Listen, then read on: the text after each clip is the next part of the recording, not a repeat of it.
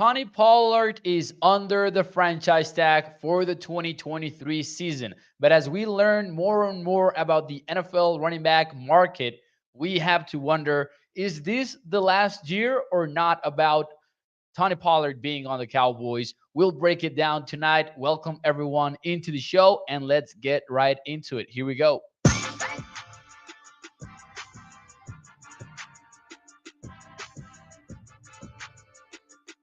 What is up, everyone, and welcome into A to Z Sports Dallas Prime Time. I am your host, Mauricio Rodriguez, streaming with you live every Sunday through Thursday night at 8 p.m. Central here on Dallas On Demand Sports Talk Network.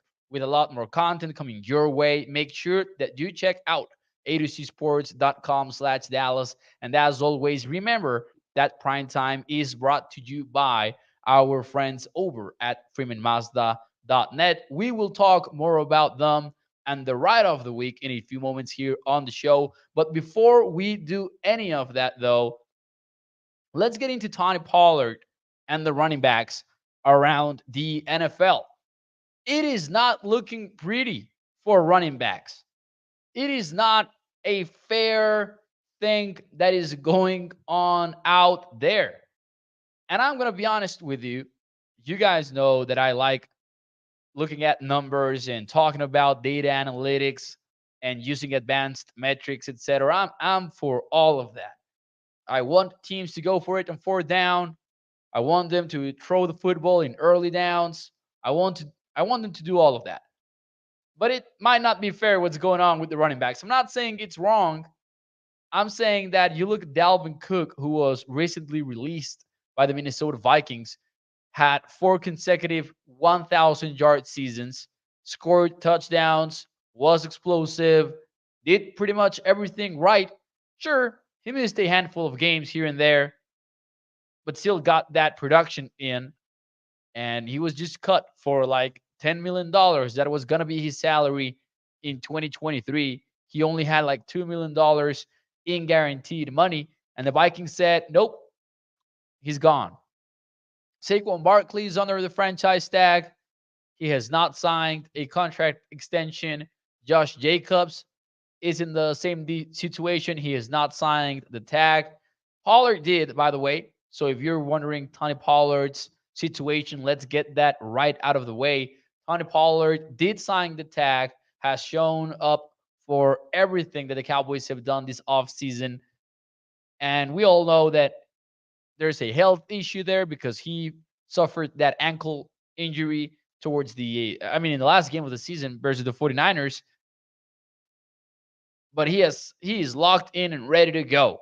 My question though then becomes, what about next year in 2024? July 17th is the key date here because that is the deadline to sign players who are under the franchise tag to a contract extension. So that will be when we find out. So we're not that far away from that particular date, by the way. But if he does play under the tag and he plays out the 2023 season for close to $11 million, which is what he's going to get with that tag, does he come back in 2024? And I think that is a big, big question. So let's get the show started by throwing that question out there. Gut feeling, yes or no, is Tony Pollard a part of the Cowboys in 2024? Let me know in the chat. In the meantime, I will say hi to all of you guys. We've got Toxic Tom saying, you are worth what the market is willing to pay. Life in general, says Toxic Tom. And that is the thing. Like, I'm not even saying that it is wrong that these players are not getting their paydays and all of that. I'm saying that it sucks. I think that's the point here. Like, if you're a running back and you're getting your productive seasons in there and you seek a big time contract, teams are not gonna be willing to pay you at the similar rising rates that we've seen across the entire NFL because your position is not getting paid, period. Shout out to Joey Vela. Thank you, sir. Thank you. He says that he likes the shirt. I appreciate it. I like that it looks like a shirt, but it's not a shirt. Shout out to Lance Bell. We've got Ines over at Facebook. I think we've got Mark Aaron over here on YouTube, Catherine at Facebook, Double R on YouTube, same as I missed somebody around here. El Pipiti Pau, Ryan Weber at Facebook, and the answers are already coming in. Depends on if he's healthy. Running back say dime, a dozen, says Ryan. Paul says no. Toxic Tom says let Pollard walk. Do not, under any circumstance, says Toxic Tom, extend Pollard. We learned the lesson. The return on investment is not worth it. El Pipiti Pau goes with yes, however. Double R goes with yes. Paul says how much again? Just gut feeling, taking into account what you think he will likely go for. Lance Bell says, I would say yes. Yes, if he runs for 1,200 yards and 14 touchdowns, says Katharina. Yes, for sure. If he's not hurt, most definitely. Keep in mind, and this is where it gets more difficult, the Cowboys have to take care of Trayvon Diggs' extension. They have to take care of CeeDee Lamb's extension.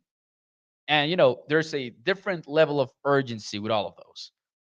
I think that if you're the Cowboys right now, you're looking into extending Trayvon Diggs and CeeDee Lamb. Those are your top two priorities. And there's also the Dak Prescott factor, which is, another extension that the Cowboys are probably going to be forced to put together. And then as soon as 2024 comes around, as soon as the season is over in February 2024, Cowboys are going to start thinking about extending Micah. It's going to become about Micah Parsons too.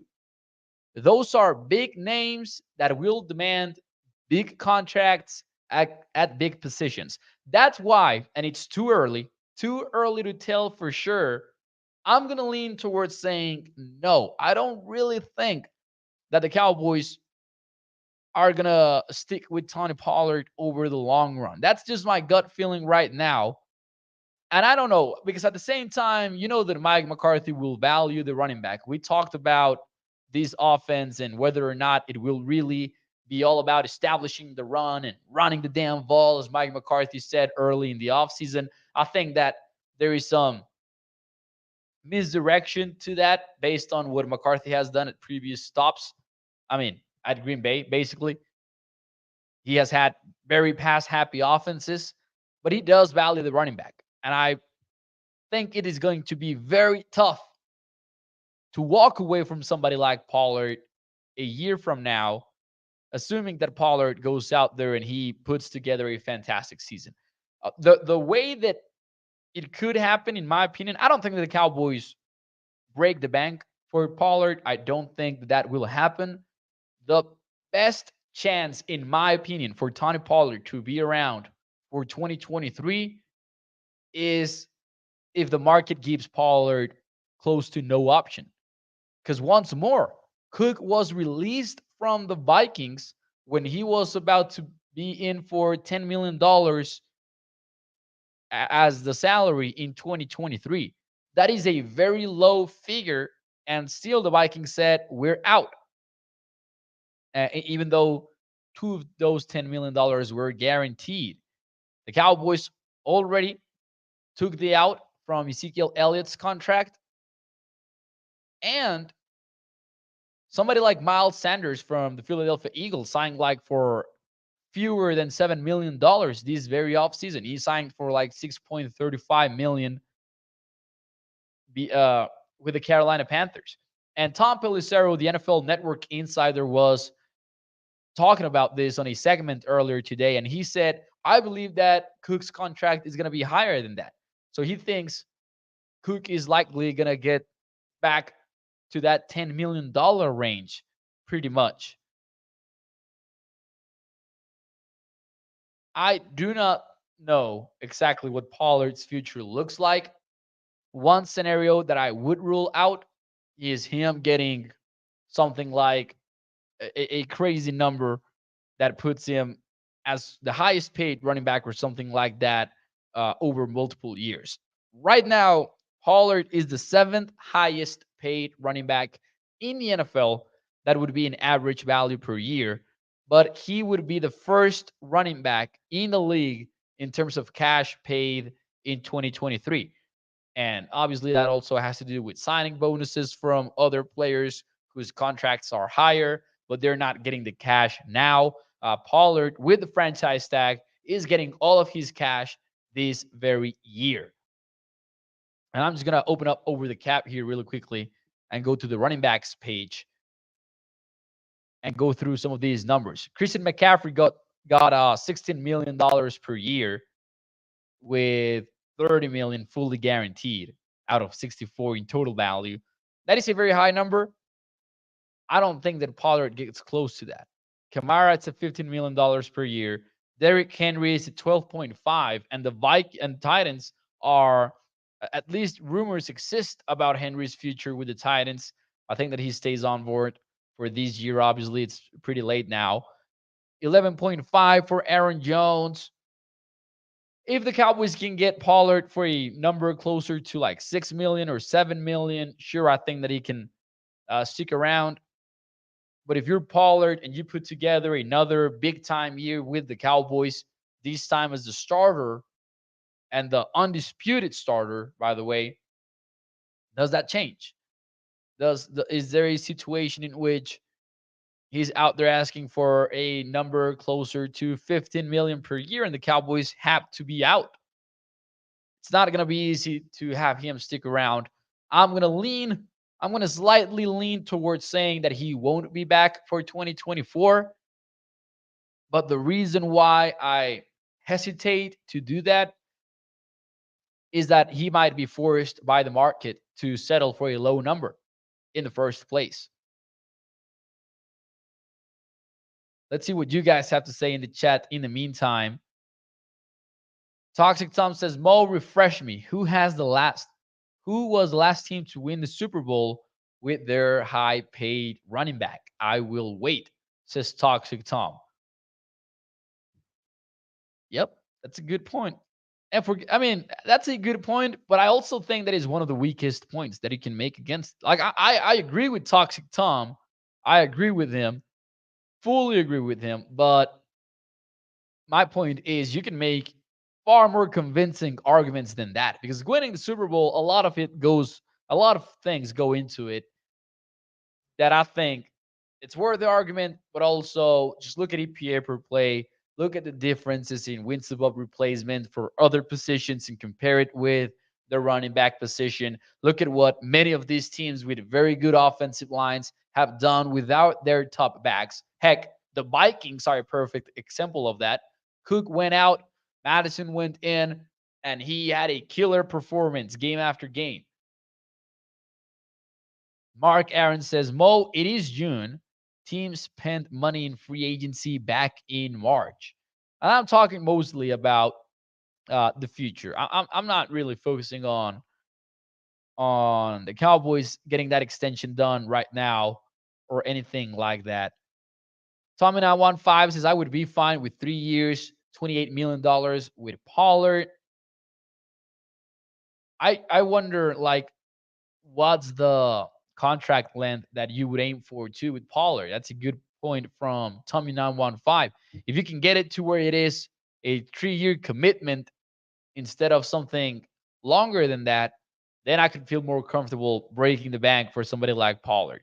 But I'm also thinking about, as I said earlier on the show, Trayvon Diggs, CeeDee Lamb, Micah Parsons, Dak Prescott, and then even on top of that, and I will just very quickly go to the over the cap page again here and read you some of the names that are going to be free agents in 2024 and that we will discuss at some point in the offseason here, now that we are reaching the dead period. And when I say the dead period, I mean, the Cowboys OTA / minicamp are essentially over.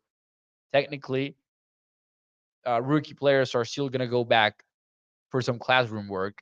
But hear me out. Stephon Gilmore is going to be a free agent. I mean, that's kind of a different situation because he's signing a 1-year deal as a veteran. Armstrong is set to become a free agent. Tyron Smith. And make no mistake about it, Tyron Smith, low key, could come back for another year. Jaron Kears, the safety, could also be paid. He's a guy that has played very well for the Cowboys. I'm not sure that he's gonna go out there in the market and break the bank. So I think there are a lot of scenarios where Jaron Kears could come back to the Cowboys beyond 2023. And I say that even after the Cowboys signed Donovan Wilson. Jaron Kears is 30 years old. He's gonna be 30 years old when the season starts. Anyways, Jordan Lewis, also a free agent. Terrence Steele also set to become a free agent, and this time a legit one, not like last year or like this year. Wait, that's the correct term. This year, uh, where he was a restricted free agent and he just had to sign the tender. Terrence Steele is gonna be a legit free agent next season. Malik Hooker, Dante Fowler, already mentioned Trevon Diggs, CJ Goodwin, Jonathan Hankins, Chuma Doga, Ronald Jones, Neville Gallimore. Tyler Viotish is going to be a free agent next year. So even the low key names are going to be very, very interesting to follow next offseason. Lance Bell says Pollard would be crazy to sign that contract. And that could get us to the next topic and to the next question. Not really a topic because it's the same topic that we are already talking about. But if and when Tony Pollard signs that extension, if it does happen, whether it's this year or maybe next year when he's a free agent,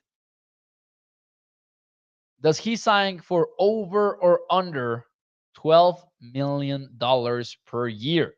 That it would put him at the level of Joe Mixon, who is the fifth highest paid running back in the league, and below Nick Chubb, Derrick Henry, Alvin Kamara, and Christian McCaffrey. At this moment, it's Mixon at fifth, Aaron Jones at sixth, Josh Jacobs, and Saquon Barkley, and Tony Pollard all tied at seventh, as they are the franchise tagged players of the year at the position. Over or under $12 million? Let me know in the chat. What do you think? And while you do that, and before I give you my answer, let me talk to you about our friends who make this show possible, FreemanMazda.net. A family owned business, has been so for over 65 years. You can check out their wide range of new and used vehicles at their car dealership in Irving, Texas, or at their website over at FreemanMazda.net. In there, you can browse through the features of every car, pictures of the outside and inside of every vehicle. And as we do around this time here on Prime Time, it is time for us to discuss the Freeman Mazda Ride of the Week. Now it is the new 2023 Mazda CX-50 2.5S Select All-Wheel Drive. It starts at $31,070. It's got blind spot monitor, rain sensing wipers, game changing Apple CarPlay / Android Auto, and a fuel economy of 24 miles per gallon in the city. That goes up to 30 when you are on the highway. So make sure you check it out over at FreemanMazda.net. Over under $12 million. Let's see. Double R says 24 to 26 million for 3 years. Katharina goes with the over. Mark Aaron says, curious, if Pollard leaves after this year, what round comp pick would we get? And that would depend mostly on where he signs and what he signs for. Wouldn't be that high, in my opinion. All this depends if Pollard runs crazy this year. And yeah, that's why, I wanted to call it a gut feeling and all of that, because it's way too early to tell. It's way too early to tell. Malik Davis, I think, will be the factor under versus Lance Bell. Toxic Tom says, oof, I don't know. Let's see how much Jacobs and Barkley get. And that's why I've got the July 17th deadline marked in my calendar. Whether or not Pollard ends up signing an extension, you would assume one of them two could sign an extension. And if they don't, then it might get uglier. What was Mixon contract? Says Gregory. So Mixon got a $48 million contract, where for 4 years, for 4 years, excuse me. And yep, that is his deal with a $10 million signing bonus, and it runs through 2024 though. So like this extension was signed back in 2020, which is already a while back. It's already a while back. 3 years for $32 million for Pollard, says Guru. Toxic says, I would try to extend Dak, Diggs, Steele, Biotish, and Kears before I even think about Pollard. And that is where the X factor is, in my opinion. That's why I'm saying no for now. Not because I think that Pollard won't cut it. I think that he will. I think that he will have a very good season as the lead back in the Cowboys offense. I'm just not sure if the market is going to be easy on him and easy on the Cowboys, who need to take care of all of those players, which is a good thing. You have good players to extend. Ultimately that those are the kind of problems that NFL teams want to have in the first place. But it's going to be a challenge for the front office to get all of these deals done. And who's the odd man out, or the odd man out? Might be Pollard, and might be a surprising name, one of those players that Toxic Tom sent in the chat. Who knows? And I will bring it up again. You kind of want to get those deals done now because Micah is on your to-do list starting in 2024. But anyways, before we get out of here, ladies and gentlemen, let me share with you a little bit of cool news for the Cowboys. And, not a lot to break down, honestly, when it comes to it. But there was a social media clip making the rounds over the weekend regarding two of the Cowboys' best and most important players, Micah Parsons and Tyler Smith. Both players attended Von Miller's pass rushing summit. So think QB school, tight end school.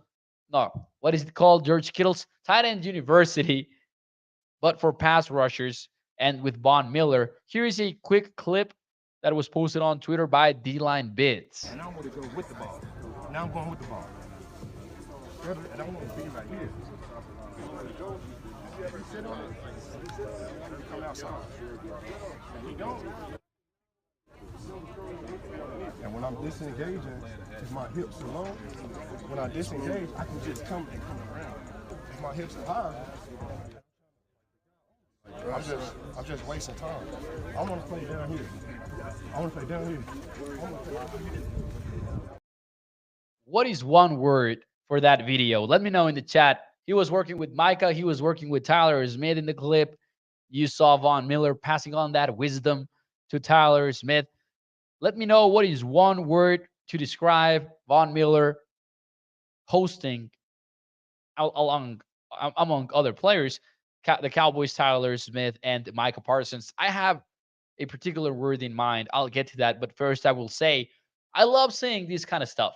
We talked about it when Micah worked with Andrew Whitworth, and I loved the idea of Parsons going behind enemy lines to talk to one of the best players out there and a future Hall of Famer. I love Tyler going to that too, like learning from Von Miller and what are his tricks and what are the things that have made him the player that he currently is, and learning it from the other side. That is just, this is not my word, but I'm going to say that is just wise. Learning from the enemy, learning from people that don't do what you do, that try to fight what you do.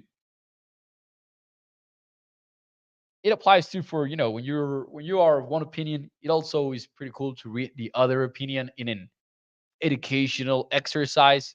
Just a random thought to throw in there. Lance's knowledge. Ines is awesome. Double R says mentor. I will call it relevant. I think that when you get to the level of being an NFL player, we kind of underestimate how these players run out of resources. It's difficult to get to Division 1 football in college. It's difficult to get to the NFL in the first place, to be drafted, to be a first rounder, to stay in the NFL. And I think that as time goes on, these players are consistently losing people to learn from. And when Micah and Tyler get the opportunity to talk to people like Von Miller, I, I mean, it's just a guarantee that they're going to learn stuff that they can apply right away when Von Miller has been doing it for a long time. And he's one of the exceptions to the rule that, careers are short in the NFL. Why has he stuck around for so long? Those kind of details are the details that you can only get from those players. And it's even cooler with Von Miller because he's still in the league. He's pretty updated to say it one way. He's dealing with all of the modern problems that a pass rusher in the NFL in 2023 is dealing with. Amazing, says Katharina. Eric says play on playa. Lance says MP is striving for greatness, learning from all the greats. That is true, Lance. That is true. With Micah, man, it's awesome to see because he's always striving for that, and that hunger is very refreshing to see. Anyways, ladies and gentlemen, thank you for tuning into the show. I appreciate it. As always, do me a favor and hit the like button for me. Hope that you guys enjoyed the show. Every thumbs up puts this show in front of more and more Cowboys fans. So that will help me out a lot. And as always, remember that Prime Time is brought to you by our friends over at freemanmazda.net. We are at the height of the off season, and we're going to enjoy it here on the show every night at Prime Time. Thank you guys. Thank you to Double R. Thank you to Katharina. Thank you to Toxic Tom. Toxic Tom says that Micah will be the left guard of the Cowboys. Hey, sign me up. Thank you, Inés. Thank you, everybody. See you el día de mañana. Muchísimas gracias.